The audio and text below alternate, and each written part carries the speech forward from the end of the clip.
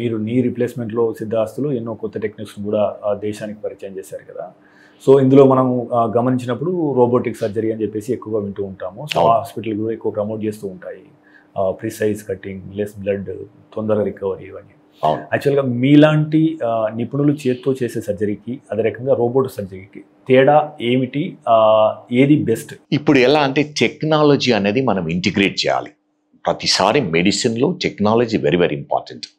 మనం technology integrate చేయకపోతే will be extinct. So అదేవిధంగా ఈ రోబోటిక్ టెక్నాలజీ చాలా రోజుల నుంచి ఉంది. అంటే మేము అపోలోలో 2009లో ఇంట్రొడ్యూస్ చేశాము. కానీ initial technology was very crude. అంటే basically it was not surgeon friendly. Any technology వచ్చినా కూడా సర్జన్ ఫ్రెండ్లీ ఉండాలి. మేమంటే I should feel comfortable using. నేను యూజ్ చేయడం వల్ల పేషెంట్కు రియల్గా బెనిఫిట్ అవుతుంది అన్నప్పుడే నేను యూజ్ చేయగలుగుతాను. కానీ కన్వెన్షనల్ అంటే non robotic or conventional technology very superior. ఇప్పుడు రిజల్ట్స్ ఆర్ వెరీ గుడ్.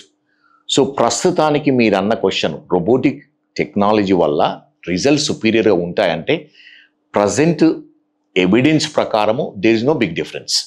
అంటే రోబోటిక్ టెక్నాలజీ కూడా ఈక్వల్లీ సక్సెస్ఫుల్ అని చెప్పగలుగుతాం. కానీ కొన్ని ఏంటిదంటే ఆబ్వియస్ థింగ్స్ రోబోటిక్ టెక్నాలజీలో ప్రిసిషన్ అనేది ఉంటుంది. ఎప్పుడైనా అంటే నీ రిప్లేస్మెంట్ అనేది ప్రిసైజ్. మనం ఐతో 1 మిల్లీమీటర్ డిఫరెన్స్తో చేయగలుగుతాము, రోబోటిక్లో 0.1 మిల్లీమీటర్స్కి వెళ్ళగలుగుతాము. So that we don't know because robotic technology 4-5 years నుంచే ఉంటుంది. We have to wait 30 years to see. ఇప్పుడు కన్వెన్షనల్ నీ 60 ఇయర్స్లో చేస్తే 25-30 ఇయర్స్ ఉంటుంది. ఆ రోబోటిక్ది ప్రాబబ్లీ ఇట్ లాస్ట్ లాంగర్, హెల్దీగా ఉంటే అప్పుడు మనం రోబోటిక్ టెక్నాలజీ బాగుంటుందని చెప్పాలి. కానీ ఇమీడియట్ రిజల్ట్స్ ఏమవుతుందంటే రోబోటిక్ టెక్నాలజీలో తక్కువ టిష్యూస్ కట్ చేస్తాము, పెయిన్ తక్కువ ఉంటుంది, ప్రిసిషన్ బాగుంటుంది. బోన్ డిఫార్మిటీ ఉన్న వాళ్ళకు ఏమవుతుంది, కన్వెన్షనల్లో సాఫ్ట్ టిష్యూ రిలీజ్ చేసి డిఫార్మిటీ కరెక్ట్ చేస్తాం. The big difference or advantage of robotic technology, ఎక్కడ డిఫార్మిటీ ఉందో అదే కరెక్ట్ చేస్తాం. So that's a big advantage. ఈ లిగమెంట్స్ను మనం డిస్టర్బ్ చేయము.